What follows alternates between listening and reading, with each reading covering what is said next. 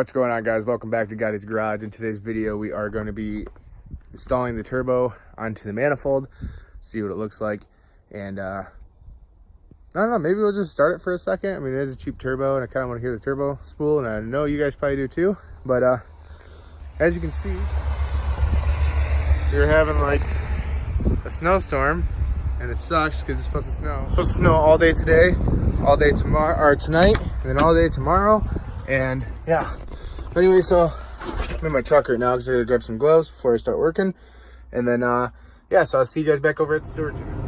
All right, guys, so a couple things before I start. Thank you to the new subscribers. We're at like 405 subscribers right now, which is awesome. And this is a week prior to when you're watching this, so maybe we'll hit 450 by then. So I ordered two things last night, and I was working on a bass tune last night. I was actually creating the bass tune with I don't know, all the cool stuff. It was pretty fun. Well, when I get down to that part of the build, I will actually make an in-depth view on how to use Chrome, which I'm using the brand new version that just came out this year, and they offer like a lot of shit. So I'll talk about that a little bit more. It's a way cheaper way than using S300 like Honda.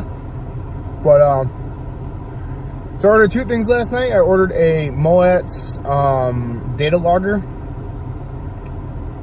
If you buy a chip kit for the P28 ECU, it comes with like a 4-prong thing that you gotta get soldered in or whatever, like a connector. So I got that so we can actually real-time data log, which is gonna be awesome. I ordered actually ordered three things. I ordered a chip burner so I could burn the file from Chrome onto the chip, and that way we could run it on the ECU. Then I also ordered the feed and return line kit. So it comes with the the AN line fittings and stuff like that. So the drain line and the feed line. So next week's video we will be hooking that up, and I will show you more about what I bought and info on it and stuff like that. So pretty much the whole series of this build every week, I'm going to show you. I'm going to buy it a week in advance, have a video a week ahead, so that way I can tell you what I bought, and then you can look forward to seeing next week's video where I can explain more about it and stuff like that. So instead of just throwing all of this in one big video, I'm going to make it into weekly sections. So like 1 week I'll do the injectors, I'll show you where I got the injectors, how to hook them up and stuff like that. And I don't know, that's my plan. Let me know what you guys think in the comments below. I'm trying to be different because there's so many Honda builds out there that I can't really compete with all of them. Some of them, like, you know, those people have a lot of money and shit, and I'm just trying to do this budget, but as user-friendly as possible, if that makes sense. So yeah, put down in the comments what you guys think about my strategy, and let's get going to putting this turbo on. I'm pretty excited. Alright guys, so to all the new subscribers who might not have seen any of my older videos, this is the D series that I'm working with. I have a bottom mount turbo manifold, skunk 2 intake, AEM fuel rail.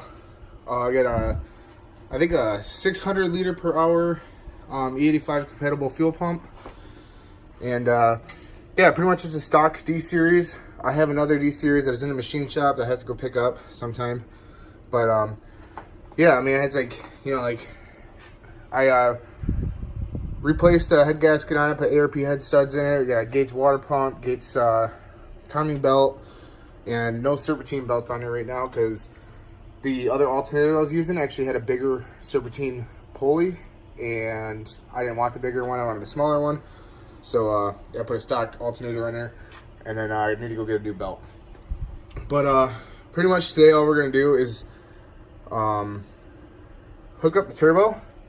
Probably going to start it just to see if it'll spool. I know we got that. This can be a huge leak. I know I said in the last video that I was going to get an external wastegate, but actually I think I'm just going to get a block off plate right now just to keep the cost down. I'm trying to get a piece this kit together, intercooler and everything, for less than $500. So I'm going to try to do that. So we're going to do everything. I mean, eventually we are going to go with that, and eventually I am going to build the engine, but just for right now we're going to see what we can get. So here's the turbo, and because I'm using my phone because my Chinese GoPro sucks, I'm going to have to install this off camera, but I'll start the camera right back up once it's done. Alright guys, well that was a bench joint by myself, but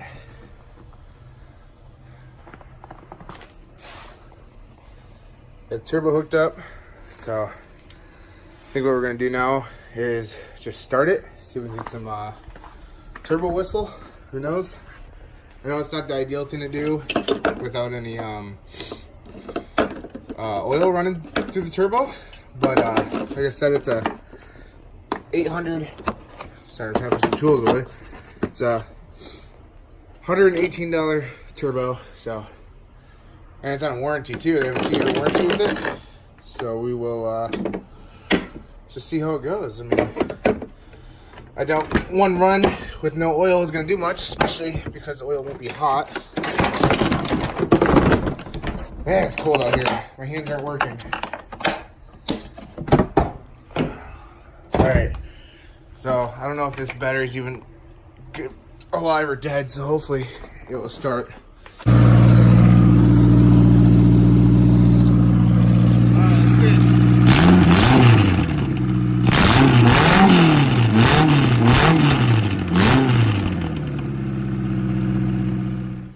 Well, that definitely wasn't worth it in my opinion.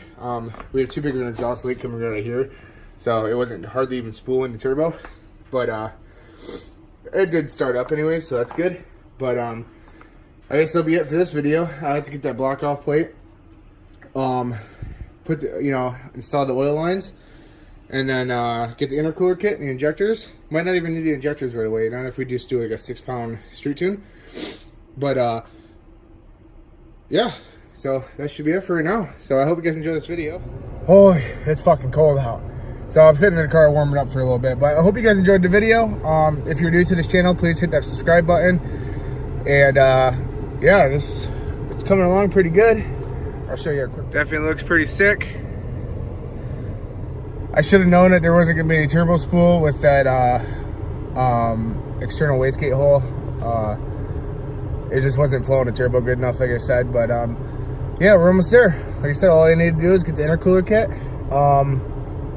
hook up the feed line, drain line, and honestly, that should be it. With the ECU in there, we should be able to run on a stock, probably like 6-7 pounds of boost, which is what that internal wastegate's for. It has an adjustable screw on there, so I can turn it up. My tune is to run 10 pounds right now, but it's really easy to change, so I can run 6 pounds on it, and we need to start doing some data logging and street tuning. But it's coming along pretty good. I'm sorry there was no turbo noise. I was kind of bummed about that, but I didn't even think about it. There wasn't enough pressure. But hit that subscribe button. Please give this video a thumbs up, and I hope you guys are looking forward to next week's, where I install the oil lines and everything else that comes in. I don't know what else I'm going to order this week. Probably a block off plate for that external wastegate for now. It's like dirt cheap, so probably do that. And then hopefully we'll be able to fucking drive this car here shortly.